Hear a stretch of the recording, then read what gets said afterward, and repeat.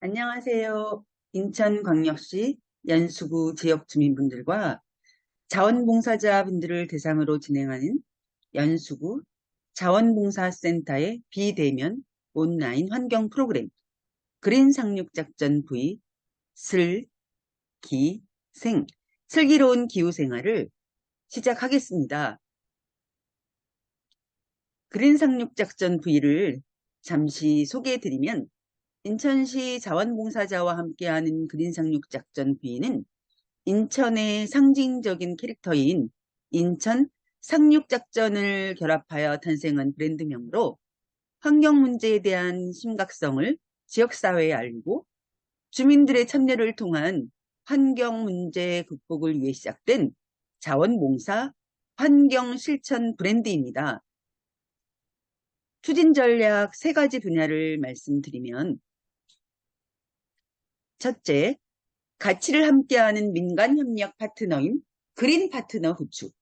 둘째, 올바른 분리배출 교육 전문가를 양성하여 파견하는 그린 플래너 운영. 셋째, 나무 심기, 하천 살리기, 해양 쓰레기 수거, 플로깅 등 각종 캠페인으로 환경 실천을 하는 그린 발자국 활동으로 나누어 볼 수 있습니다. 다시 돌아보는 2022년 그린 상륙작전 V 영상으로 만나고 돌아오시도록 하겠습니다.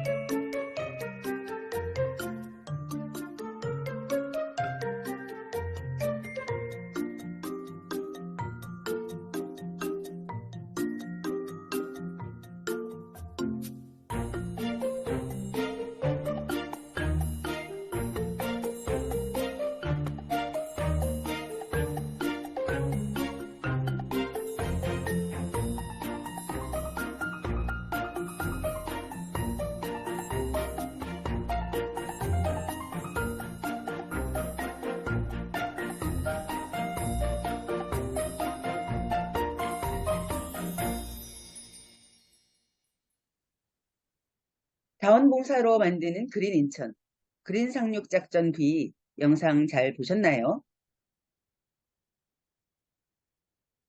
2023년 그린 상륙작전 V 슬기생, 슬기로운 기후생활 제4탄의 제목은 그린 숲입니다.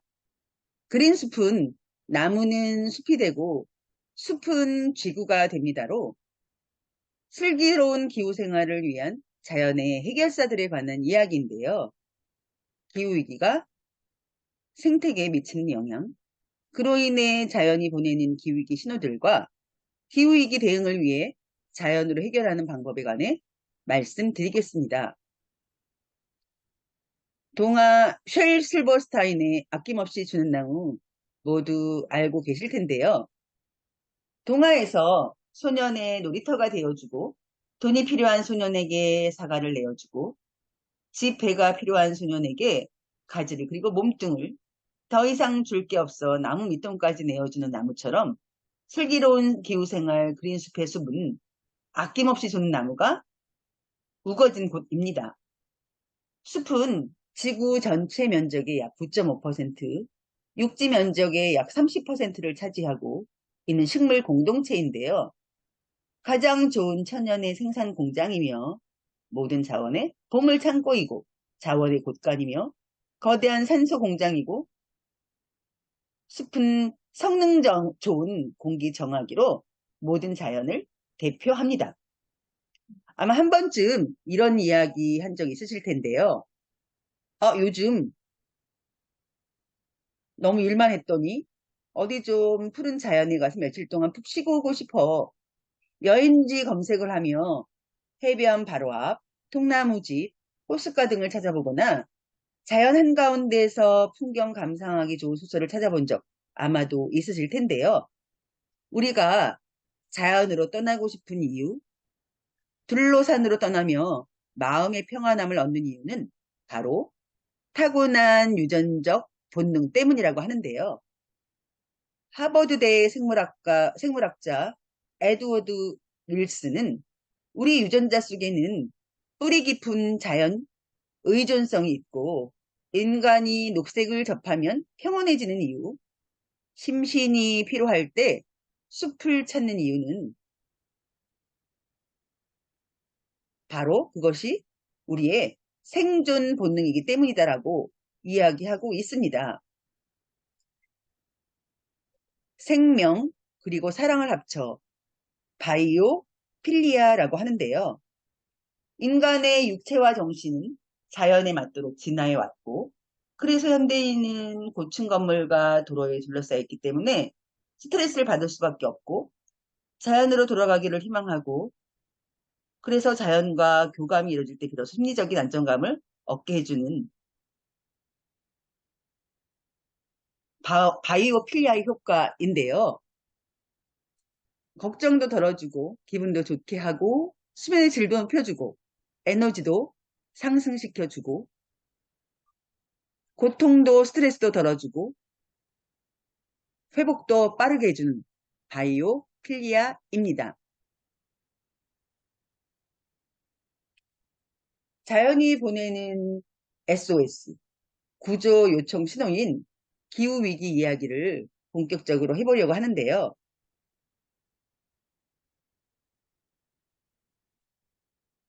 기후위기 이야기를 할 때 빼놓을 수 없는 한 가지, 모든 생명체를 이루는 구성요소, 전 지구적으로 지금 가장 뜨거운 핫한 원소, 무엇일까요?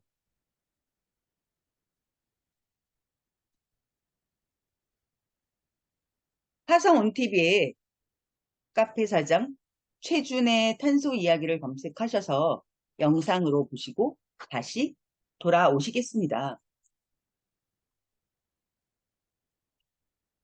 재미있는 탄소 여행 잘 하셨나요? 기후위기의 주범 이름도 기억하시나요? 전 지구적으로 가장 핫한 원소, 정답은 탄소인데요. 영상에서 보셨던 것처럼 탄소는 순환을 하고 순환을 통해 지구 온도가 너무 높거나 너무 떨어지는 걸 막아왔는데요. 탄소를 지닌 생명체가 죽어서 땅에 쌓인 후 오랜 시간 고온 고압을 받아서 만들어진 화석 연료인 석탄과 석유를 태워서 우리는 에너지로 사용해 왔는데요. 그런 과정의 대기 중 탄소는 산소와 결합하고 이산화탄소라는 형태로 존재하고 지구를 담요처럼 덮어서 온실가스가 빠져나가지 못하게 하는 온실 효과 때문에 주가 너무 춥거나 너무 뜨겁지 않게 해서 기후가 안정되니까 인류는 농사를 하면서 정착하고 석유, 석탄을 캐내어 사용하며 문명이 발생했고 그로 인해 3억 년 동안 쌓여있던 저장되었던 탄소가 300년 만에 배출되어서 온실 효과 때문에 지구 평균 온도가 약 1도 올랐다가 지구 가열화이고 그로 인해 지구 곳곳에 기후재난이 전례 없는 빈도와 강도로 일어나고 있다. 기후위기 정리되셨나요? 작년 2022년 전지구 기후의 모습은 어땠는지 2022년 세계기상기구의 2022년 전지구 기후 현황 보고서를 통해 알아보도록 하겠습니다. 다음은 1980년에서 2020년 전지구 평균 온도와 2022년 지구 평균 온도와의 편차를 보여주는 그림인데요. 노란색, 붉은색은 기준 연도보다 온도가 오른 곳이고 푸른색은 온도가 내려간 곳입니다. 거의 대부분이 붉은색인 걸 확인할 수 있는데요. 산업화 이전 대비 약 1.15도 상승했고 기상 관측 이래 최근 8년이 가장 더운 해이고 이산화탄소를 포함한 3대 온실가스인 이산화탄소, 메탄, 아산화질소도 최고 농도를 기록하고 있고요. 2022년 한 해는 지구 평균 기온, 해수면, 그 다음에 해빙과 빙하 후퇴 모두 악화율을 겪고 있으며 기후변화의 명백한 징후와 영향이 심화되었다고 진단하고 있습니다. 동아프리카도 5년 연속 우기에도 비가 내리지 않아서 40년 만에 가장 건조한 기후였고요. 마지막 비는 5년 전, 그래서 식량난으로 생존의 위기에 직면해 있으며 파키스탄은 히말라야 산맥 빙하의 녹는 속도가 빨라지며 홍수 위험을 상시적으로 안고 있는데요. 올여름 기록적인 폭우가 겹치며 1000명이 넘는 사망자와 국토의 3분의 1이 담기는 대홍수로 지구 가열화의 이중고를 겪었으며 유럽 지역도 3분의 2가 가뭄의 고통을 받아 극심한 물 부족 상태였고요. 라인강 바닥이 드러나고 전기, 가스비, 공과금까지 폭등하는 고통을 겪었으며 중국 또한 500년 만에 최악의 가뭄으로 양쯔강 바닥에 있던 600년 전의 불상이 드러나기도 하였습니다. 이처럼 인류가 유발한 기후이기 때문에 100년에 한 번의 가뭄이 매일 일어날 거라고 이야기하고 있습니다. 우리나라는 2022년 기후위기 어땠나요? 8월 비구름대가 동서 길이는 길고 남북폭은 좁은 형태로 형성되면서 중부지방은 115년 만에 기록적인 물폭탄을, 남부지방은 비가 내리지 않는 찜통더위로 한나라 두 날씨였는데요.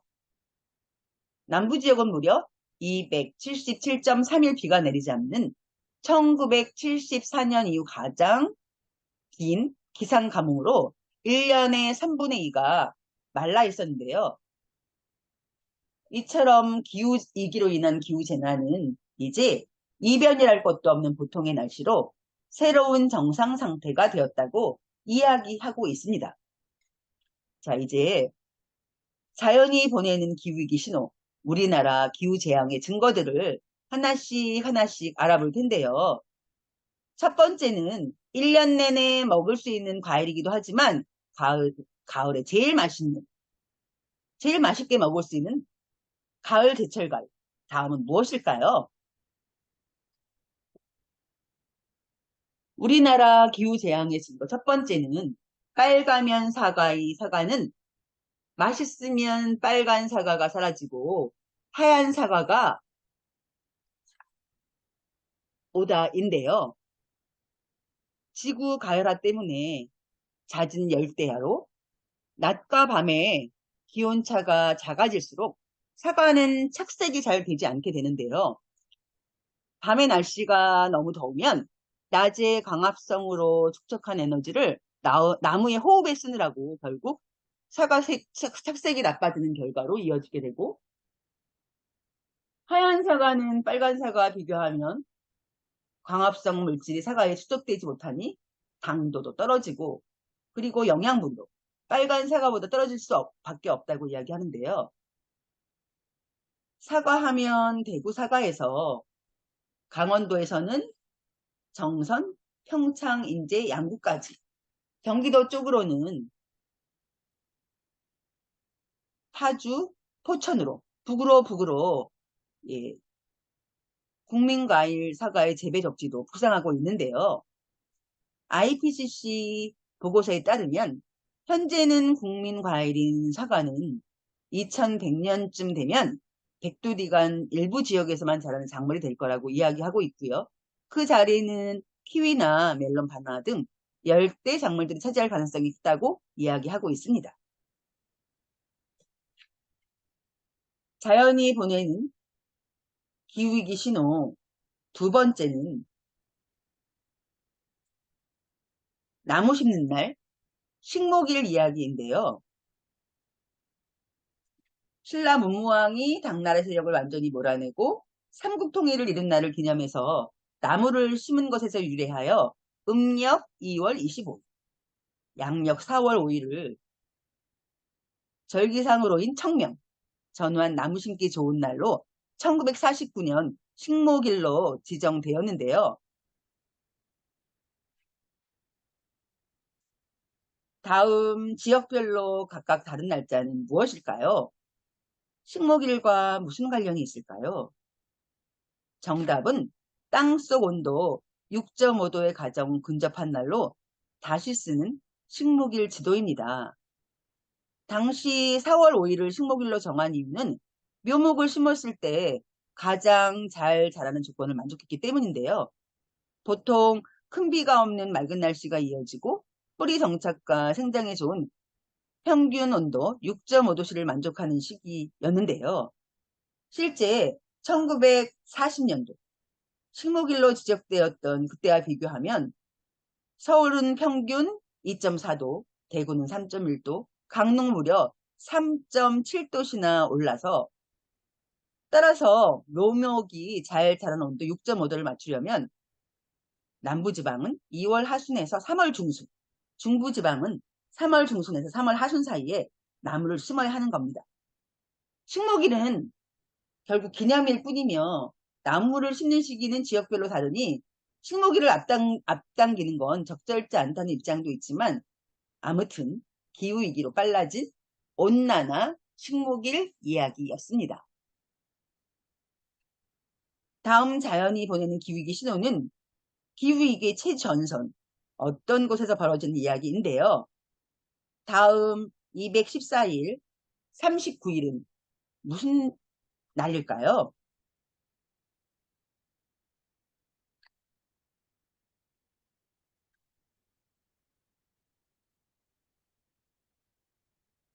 제주하면 빠질 수 없는 관광지에서 관광객들 걸으라고 만들어 놓은 탐방로가 바닷속으로 사라진 이야기인데요. 바로 용마리 해안 탐방 가는 일입니다.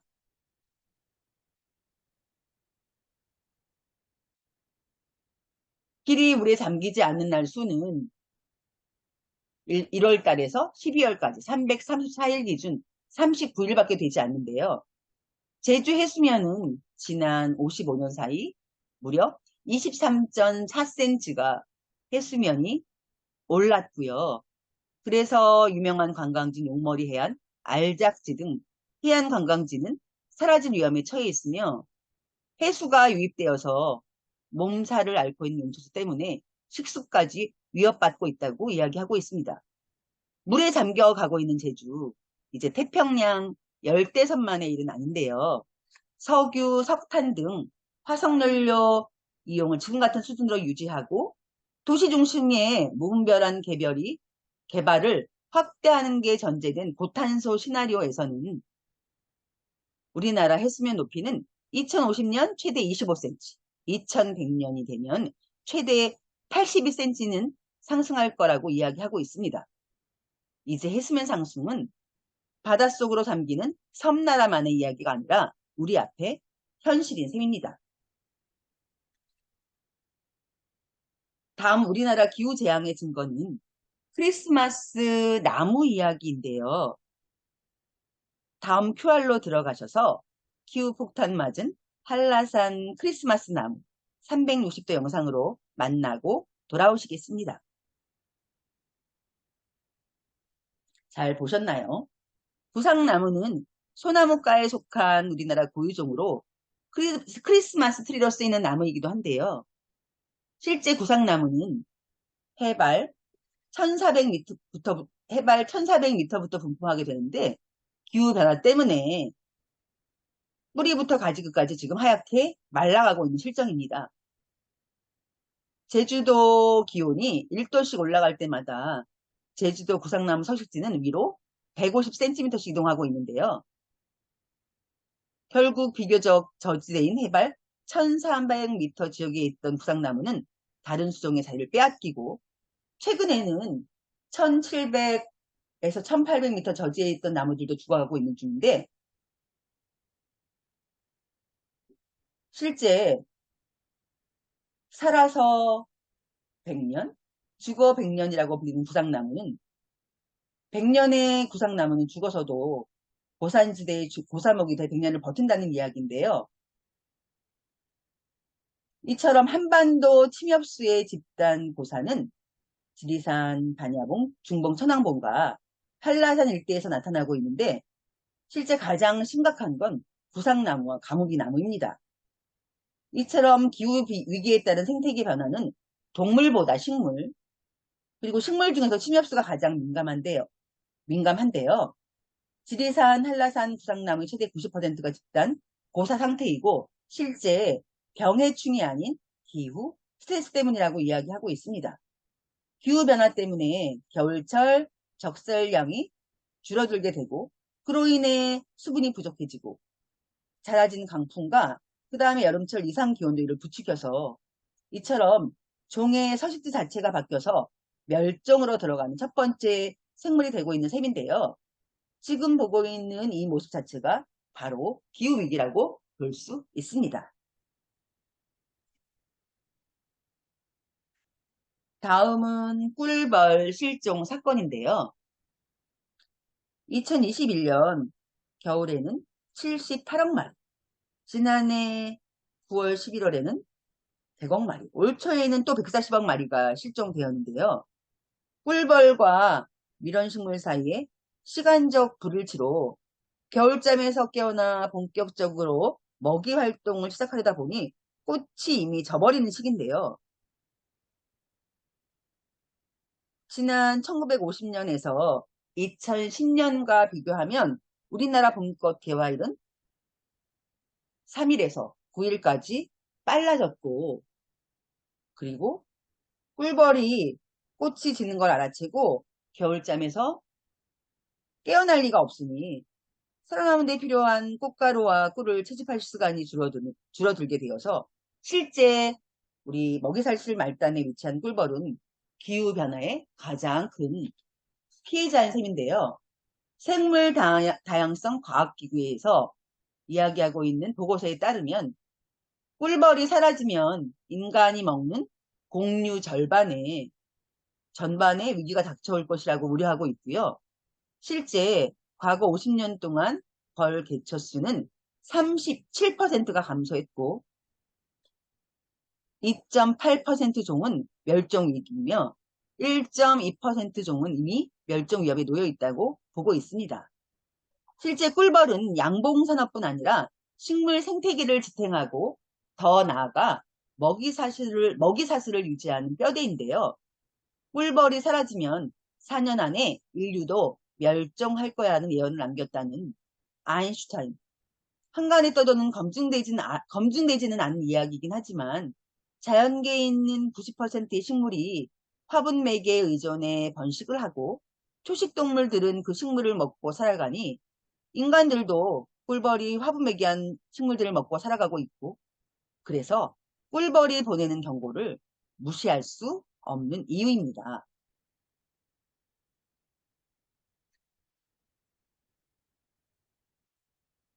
가장 많은 생물 주민들이 거주하고 있는 집은 바로 숲인데요. 지구상의 생물의 생존과 가장 밀접한 장소인 숲, 숲이 사라지는 대멸종의 시대 숲 이야기를 해보려고 하는데요. 나무는 사실 자연 생태계의 중추로 멸종 속도가 빨라지면 생태계 전반이 무너져 내릴 수 있다고 경고하고 있는데요. 나무는 전 세계 탄소의 50%를 머금고 산소를 내뿜으며 게다가 의약품, 식품 재료에 쓰일 뿐 아니라 허리케인이나 쓰나미 등 극한 기상현상에 완충장치로 기능을 하고 있고요. 또 수백만 종의 조류, 포유류, 양서류, 파충류, 곤충 및 미생물들에게 서식지와 먹이를 제공하고 있는데요. 세계 나무 현황 보고서에 따르면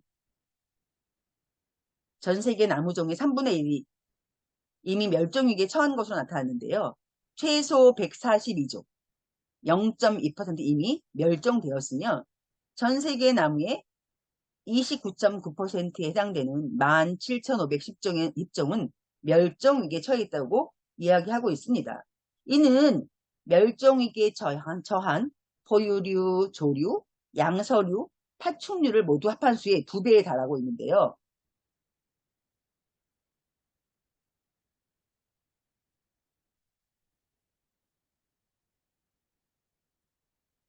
4%의 나무종은 기후변화 때문에 멸종위기에 처해 있으며 보고서에 따르면 최소 180종의 나무가 해수면 상승과 악천후로 직접적인 위협을 받고 있다고 말하고 있습니다. 실제 열대섬의 나무들은 폭풍과 홍수가 증가해 멸종될 위험에 있으며 한대 지방은 온난화 때문에 초목이 침범하면서 나무종의 20% 이상이 위기에 처했고요. 기후변화에 따른 잦은 화재도 나무의 멸종을 부추기고 있다라고 이야기하고 있습니다. 지구의 허파라고 하는 아마존 열대우림 중 40%가 이제 나무 없이 풀만 자라는 아프리카 초원처럼 바뀔 위험에 처했다고 하는데요. 우기와 건기가 교차하면서 아마존 밀림이 초원화가 되고 있는 중인데요. 실제 열대우림은 강우량 변화에 매우 민감하여서 온실가스 때문에 강우량 감소량이 한계치를 넘어가면서 숲이 점점 줄어들어 초원이 되고 강우량이 또 더 줄게 되는 악순환에 빠지게 되는데요. 아마존 열대우림의 75% 이상은 이미 2000년대 이래 회복력 상실 조짐을 보이고 있으며 이는 대기 중에 엄청난 양의 이산화탄소 흡수하는 과정이 심각하게 훼손될 수 있다는 것을 의미하고 있습니다. 나무에 이어서 1970년부터 2018년까지 전 세계 포유류, 조류, 양서류, 파충류, 어류 등 야생동물 개체군 크기가 평균 3분의 2 정도 감소했는데요. 지구생명보고서 2022년에 따르면 반세기 만에 전 세계 야생동물의 숫자가 평균 69%로 줄었다는 충격적인 조사 결과입니다.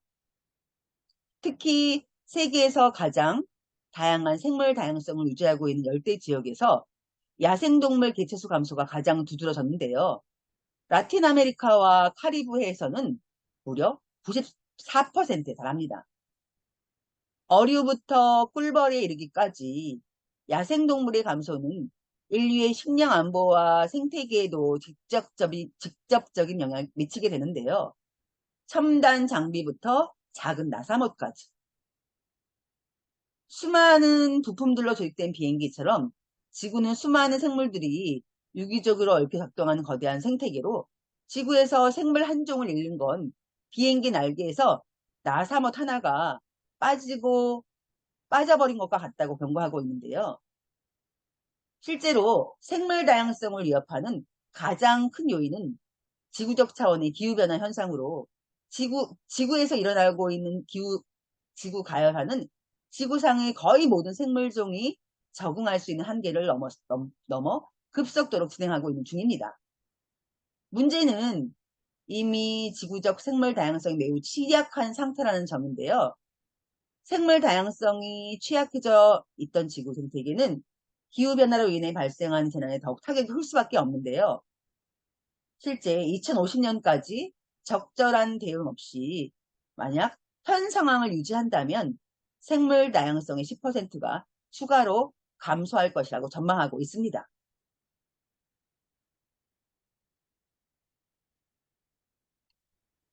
기후변화 때문에 기후 조건이 바뀌면 생물종이 살아남기에 필수적인 환경 조건이 바뀌게 되고 이로 인해 자연적인 서식지가 사라지고 적응하지 못한 생물종은 멸종하게 되는데요. 바다의 산성화, 해수면 상승, 빙하가 녹아 빙하가 후퇴, 극한 기후현상의 증가 등으로 결국 기후변화는 서식지 변화와 남해, 오염, 외래 유입종과 같은 생물 다양성을 파괴하는 요소들에 영향을 더욱 악화시키게 되는데요. 실제로 한 생물종이 기후변화에 반응하는 양상은 환경변화에 적응하거나 아니면 생물종의 생존에 유리한 환경으로 이동하게 되는데요. 환경 파괴로 인한 변화에 맞춰 회복력을 가지고 적응하기도 하지만 대응 속도가 느려 적응하지 못하게 되면 멸종하게 되는데요. 특정 서식지가 사라지거나 면적이 감소해서 고립될 경우 야생동물의 먹이 사냥, 이주, 번식 등 필수적인 생명 활동들이 제한되기 때문입니다.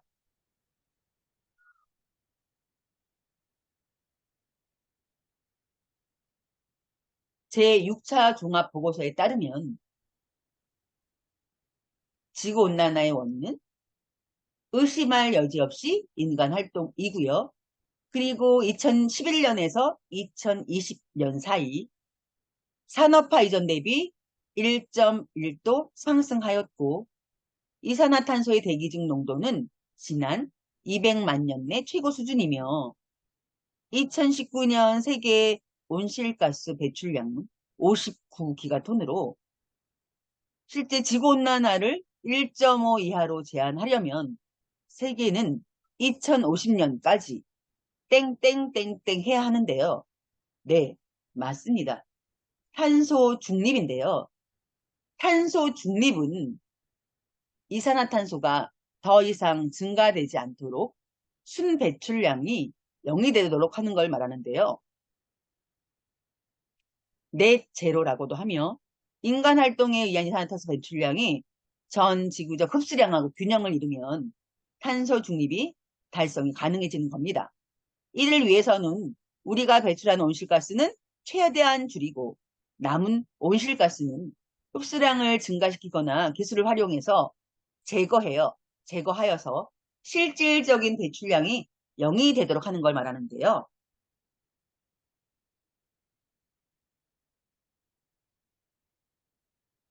탄소 중립을 위한 자연의 해결사 2050 탄소 중립을 위한 자연 혹은 생태에서 길을 찾는 방법에 관해 이야기 해보겠습니다.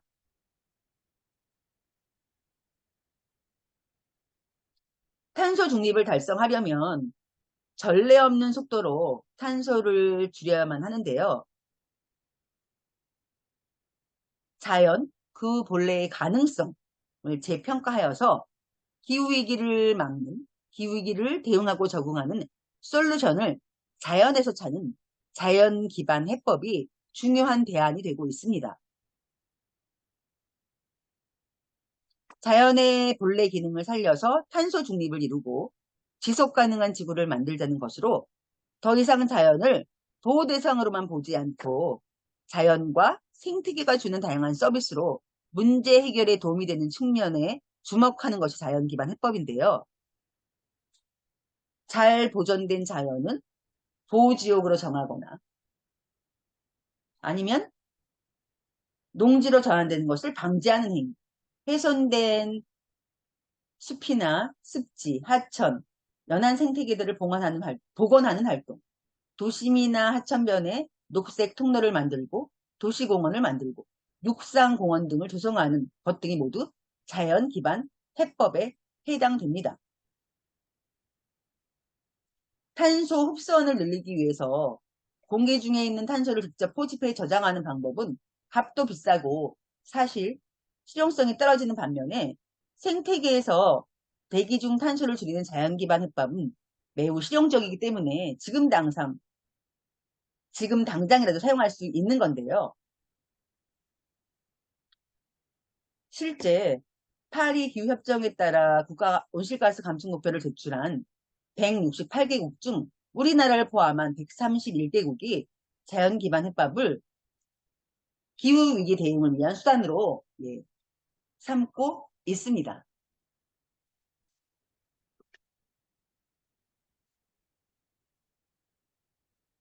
2015년 제21차 당사국 총회에서는 2020년부터 모든 국가가 참여하는 신기후체제의 근간이 되는 파리협정을 채택했는데요.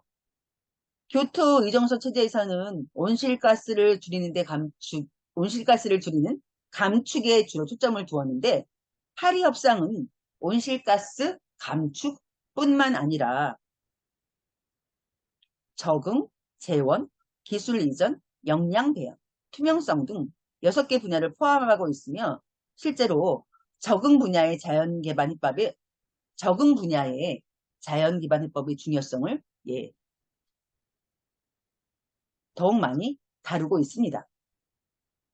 실제로 기후변화를 줄이는 여러 가지 방법 중에 잠재적 기여도가 높은 수단으로 태양광, 생태계 보전, 풍력을 순서대로 이야기하고 있는데요. 더 많은 재생에너지를 만들고 더 많은 자연을 보호하고 복원하는 일이야말로 실제 기후위기를 대응하는 방법인 셈입니다. 그러나 자연 기반 해법의 이론적 효과에 너무 많이 기대어서 낙관하는 것에는 주의가 필요한데요. 사실 실현 여부가 확실치 않은 데다가 미래의 자연 기반 해법을 핑계 삼아서 지금 당장 현실에서 온실가스 감축을 지연시키는 건 최악의 시나리오가 될 수 있다고 경고하고 있는데요. 기후위기 시대에는 감축에 최선을 다하면서 자연의 재건 능력을 향상시키기 위해 노력을 병행해야 하는 셈입니다.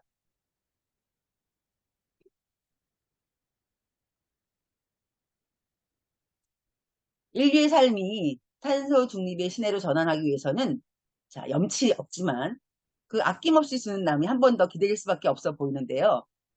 우리가 나무를 베어 집을 짓고 배를 만들던 방식이 아니라 이전에는 버려지던 것들을 이용해 석유를 대체할 연료도 만들고 한여름 떼약볕을 막아주는 그늘과 홍수에도 흙과 빗물을 움켜쥐고 있는 뿌리를 지킬 수 있는 방법을 찾아내야 하는데요.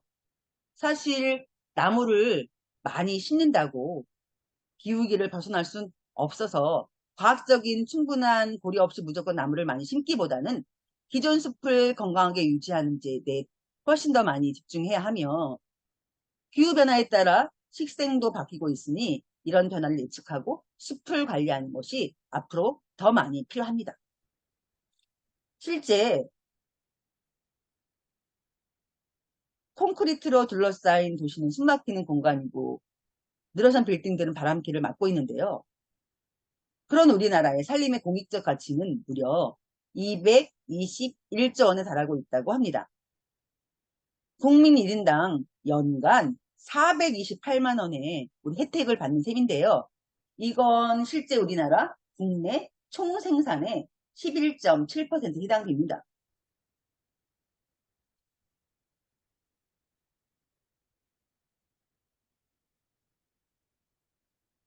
도시 녹화도 기후위기를 막는 데 중요한 역할을 할 수 있다고 하는데요.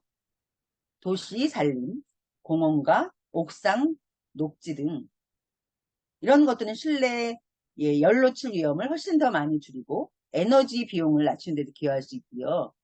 도시에서 나무 그늘이 있는 집은 냉방 피크쇼의 30% 이상을 절약할 수 있는 데다가 도시 녹화와 습지 보호 등등 빗물을 관리하여 홍수를 막는 데도 기여하고 있습니다. 실제 인천광역시도 올해 연말까지 기후대응 도시숲 4개소를 조성한다고 합니다.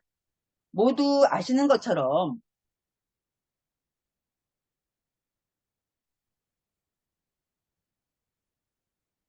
녹색 식물 잎에는 엽록소가 들어있어서 강합성 때문에 이산화탄소를 흡수하고 산소를 배출해서 공기를 정화함과 동시에 생태계 유지에 중요한 역할을 하는데요. 이처럼 나무나 열대우림 등 육상 생태계가 흡수하여 저장하는 탄소를 그린 탄소라고 하는데요. 블루카본은 대기에서 흡수돼 바다에 저장되는 탄소를 이야기하고 있습니다. 대부분은 바다에서 직접 용해되는 이산화탄소인데요. 이 과정에서 바다는 인간이 배출한 탄소의 약 4분의 1을 흡수하고 이보다 적은 양이긴 하지만 해안 식생과 수중 폐적물에서도 탄소가 저장되는데요. 이처럼 바다와 습지, 해양 생태계가 흡수하는 탄소를 블루 카본이라고 하고 실제로 탄소 흡수 속도가 그린 카본보다 50배 이상 빠르고 탄소 저장에도 용이해 큰 주목을 받고 있습니다. IPCC 온실가스 통계 지침에 반영되는 블루카본 3종 가운데 탄소 흡수력이 가장 뛰어난 건 무엇일까요? 맹그로브인데요. 맹그로브 1헥타당 탄소 흡수량은 연간 1.62톤으로 갈대, 칠면조 등 염생식물과 잘피 등 해조류를 한참 앞서고 있는데요. 소나무와 비교해도 3배가량이 많습니다. 전 세계 탄소 매장량의 약 10% 가까운 규모인데요. 기후변화에 관한 정부 간 협의체 IPCC가 발표한 보고서에 따르면 온실가스 감축 수단으로 이미 블루카본을 공식 인정하고 있고요. 실제 우리나라에는 2495 제곱킬로미터 규모의 세계 5대 갯벌이 있어서 비교적 풍부한 블루카본 자원을 보유하고 있는데요. 총 95종의 다양한 염생식물이 서식하고 있습니다. 다음은 기후위기의 또 다른 해결사, 기후천사 고래인데요. 고래가 기후변화를 막고 있다는 말 한 번쯤 들어보셨죠? 고래의 서비스를 환산해 인간이 고래에게 지불할 돈은 자그마치 25억이라고 하는데요. 고래가 주는 서비스는 크게 두 가지로 이야기할 수 있는데요. 하나는 거대한 덩치와 긴 수명 때문에 고래의 몸 자체가 하나의 탄소 저장고가 되어서 그래서 고래가 죽어서 바다 밑으로 떨어지면 아주 긴 시간 동안 바다 깊은 퇴적층에 탄소가 격리되게 된 셈인 거죠. 두 번째는 고래의 똥인데요. 이 똥은 해수면 근처의 식물성 플랑크톤을 번성하게 해서 대기 중에 탄소를 더 많이 빨아들이도록 하게 되는데요. 식물성 플랑크톤은 자신을 먹이로 삼은 다른 생물들과 함께 해저로 가라앉게 되고 그래서 탄소를 격리하게 된 셈인 거죠. 고래, 그 중에서도 대왕고래, 혹등고래와 같은 대형고래는 엄청나게 큰 동물로 지구 최대를 자랑하는 대왕고래는 몸길이가 무려 20m가 넘고 몸무게가 150톤을 웃돌고 있죠. 그럼 똥도 당연히 클 테고요. 이렇게 큰 똥에는 철과 질소 등 영양분이 풍부하고 그래서 고래가 똥 싼 곳에 식물성 플랑크톤이 번성하고 식물성 플랑크톤은 강합성을 통해 대기 중에 이산화탄소를 흡수하는 건 모두 아시고 계시죠? 이렇게 저장한 탄소를 가진 식물성 플랑크톤은 동물성 플랑크톤에 먹이거나 아니면 다른 미세 영양분과 함께 아주 천천히 바다로 가라앉아서 해저에 쌓이게 되는데요. 탄소도 여기에 저장되거나 격리되게 되는 셈입니다. 바다 깊은 곳에 있으니 공기중으로 노출돼서 온난화에 미칠 영향은 없어지게 된 셈이죠. 고래는 바닷속에서 위아래를 왔다 갔다 하면서 이 작용을 강화하게 되는데요. 광합성이 되지 않는 깊은 바다에서 먹이를 먹었을 때도 똥을 싸러 꼭 해수면 근처로 올라오게 되는데요. 깊은 곳에서 압력 때문에 똥을 못 싸기 때문인데요. 이처럼 고래의 수직 운동이 식물성 플랑크톤이 더 많이 생기게 하고 결과적으로 탄소 격리량을 더 많이 늘리게 되는데 이걸 우리가 고래 펌프라고 합니다. 동시에 귀신고래나 혹등고래와 같은 수염고래는 여름에는 차가운 바다에서 먹이를 풍성히 먹고 겨울에는 따뜻한 아열대 바다로 들어가서 새끼를 기르게 되는데요. 고래가 계절성 회유를 통해서도 바다의 영양분이 교환되게 되는데요. 이처럼 북극 바다에서 든든히 먹은 고래가 여름에 저희도로 내려와서 피부 각질, 똥 등 영양분들을 멀리 멀리 보내게 되는데요. 이 수평 이동을 고래 컨베이어 벨트라고 합니다.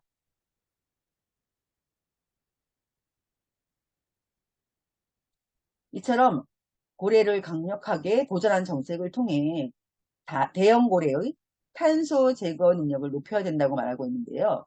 그물에 걸리는 혼액을 줄이고 고래들이 사는 핵심 서식지에서 선박 속도를 줄이고 해양보호구역을 지정하는 대안들도 필요하다고 이야기하고 있습니다.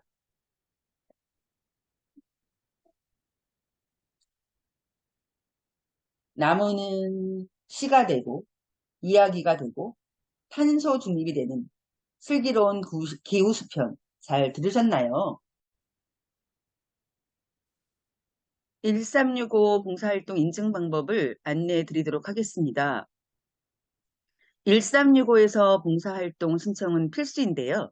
슬기로운 기후생활 그린수편에서 신청해 주시면 됩니다.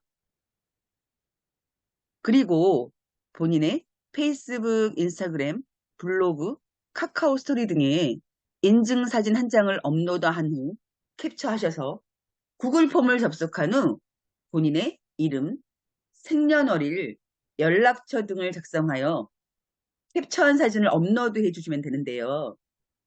캡처한 사진에는 다음과 같은 내용을 포함해 주시면 됩니다. 내가 키우고 싶은 반려식물 사진 한 장과 나는 그린숲을 위해서 반려식물을 기를 것이라는 약속 또는 그린숲을 위해 봉사활동 참여를 함께 하자고 독려해주는 내용을 포함해서 올려주시면 되는데요. 반드시 연수구 자원봉사센터 그린숲 만들기 함께해요. 슬기로운 기후생활 봉사활동 3개를 포함해 주시면 됩니다. 구글 폼 링크는 1365 슬기생 그린숲 봉사신청 페이지에서 확인하거나 다음에 QR코드로도 접속이 가능하십니다. 2주 뒤 자신의 실적이 제대로 입력되었는지 반드시 확인 부탁드리겠습니다. 잘 들어주셔서 감사합니다.